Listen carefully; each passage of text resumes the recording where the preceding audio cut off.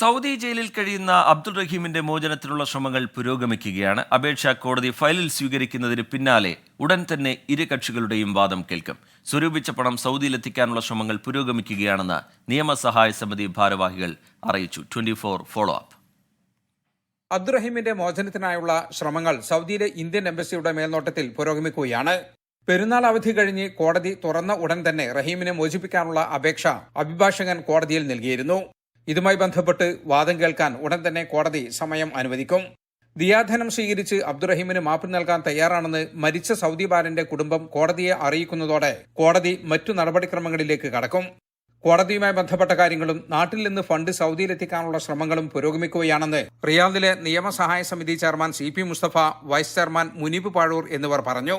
ഒന്നാമത്തത്, കോടതിയിൽ നമ്മൾ കൊടുത്തത് സുൽഹന്റെ അപ്പീൽ കോടതിയിൽ സ്വീകരിച്ചിട്ടുണ്ട്.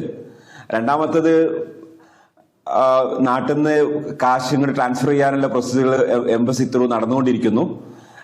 അതേപോലെ തന്നെ നമ്മൾ വളരെ പോസിറ്റീവായിട്ട് നമ്മളെ വാദിഭാഗം പ്രതിഭാഗം വക്കീലുമാരും വളരെ കോർഡിനേഷനിൽ പോകുന്നു. ഒരു തമ്മിലുള്ള ഡിസ്കഷൻസും കോൺഫറൻസ് കാളുകളും നടന്നുകൊണ്ടിരിക്കുന്നുണ്ട്. സൗദി ആഭ്യന്തര മന്ത്രാലയത്തിന്റെയും സുപ്രീം കോടതിയുടെയും അനുമതിയോടെയായിരിക്കും അബ്ദുറഹീമിന്റെ വധശിക്ഷ റദ്ദാക്കുന്നതും ജയിൽ മോചിതനാക്കുന്നതും.